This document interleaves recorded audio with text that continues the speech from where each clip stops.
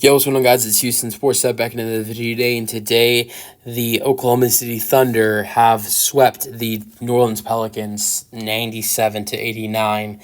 This game was yesterday, but I'm talking about it today, so that's why I said today. But series is over.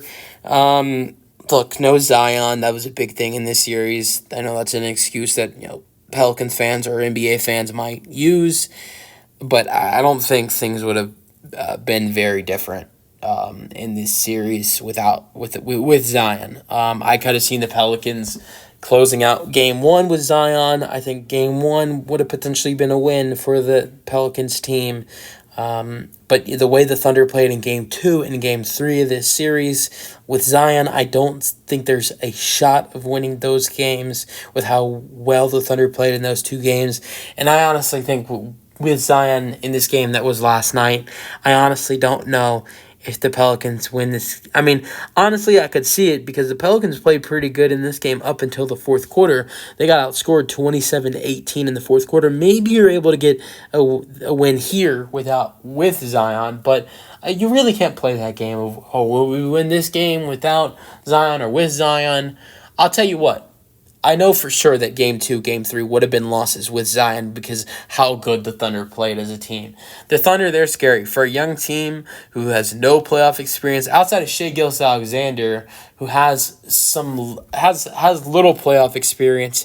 He's played two playoff series before this series. He played a playoff series with the Los Angeles Clippers in the 2018-19 season as a starter for the Clippers in that series against the Golden State Warriors. That series went to 6 games. And also, he is a part of the largest playoff comeback in NBA history, which was almost broken by the Dallas Mavericks on Sunday. But he is a part of the largest comeback.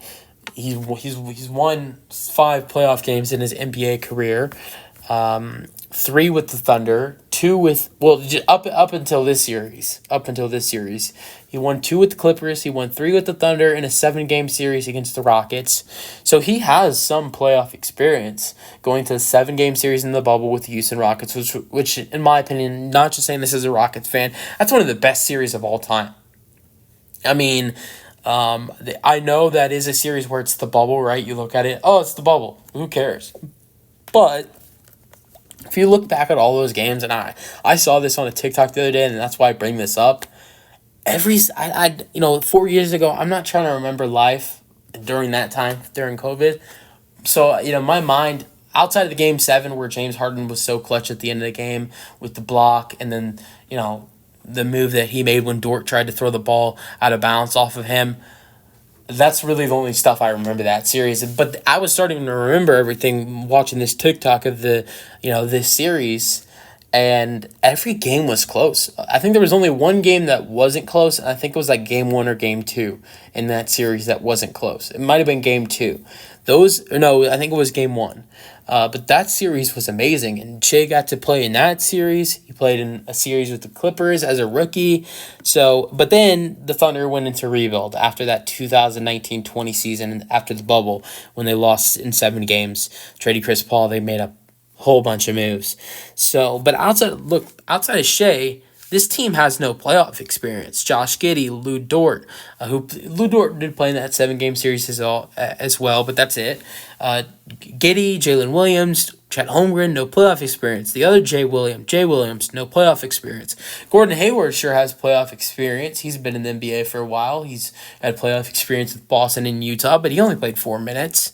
Isaiah Joe, Aaron Wiggins, Kassan Wallace, no playoff experience. So this is a team with no playoff experience, and they put a Pelicans team who, doesn't have that much playoff experience either, but a lot more than the Thunder do. So I was impressed with the way the Thunder played in this series, and as a young team, with how good of a young team they are, that they were able to take down the Pelicans in 4 games, even without Zion, because they have guys like CJ McCollum and Brandon Ingram. McCollum, who was good in this game last night, but Ingram was terrible in this whole series.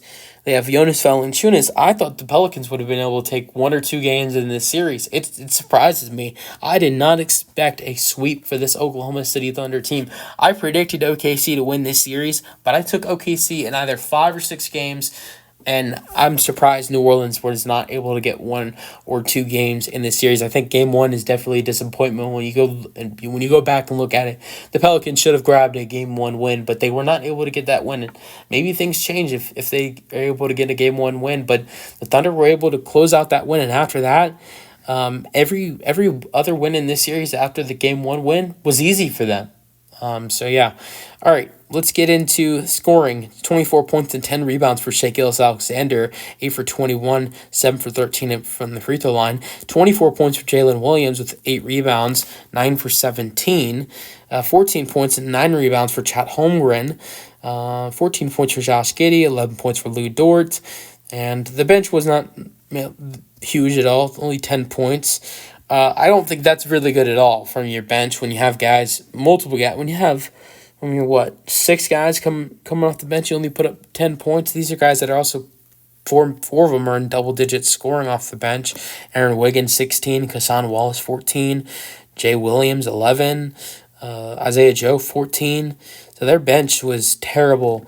Jay Williams made his only shot 1 for 1. That was a 3. But Isaiah Joe, 1 for 5. Aaron Wiggins, 2 for 7. Kassan Wallace from 0 for 2.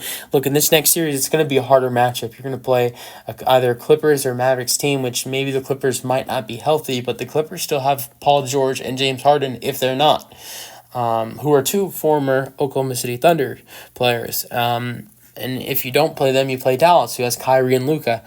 Their bench, in my opinion, with how much they're playing, their bench needs to be better if you want to be successful in the next series. Your starters are being productive. They're playing good basketball. 24 apiece for Williams and Shai, 14 for Chet, 14 for Giddey, 11 for Dort. All of them are in double figures. All of them are playing good basketball. But then you have your bench who are playing good minutes, and they're not producing. So 10 points when these guys are playing a combined, they're playing... they played a combined 61 minutes, the bench tonight, and they only scored 10 points, and they shot 3 for 4 for like 13, I think. Or no.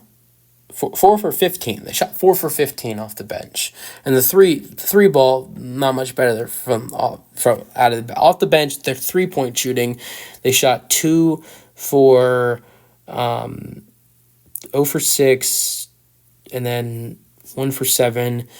They shot 2 for 12 from 3 off the bench. So I think the bench needs to be better in this series. In their next series, if they're going to play that much, it's 61 minutes. So that's the only flaw I would say for the Oklahoma City Thunder is they need more from their bench. But outside of that, OKC was great in this series. Let me know your thoughts on the game in the comment section, and peace out.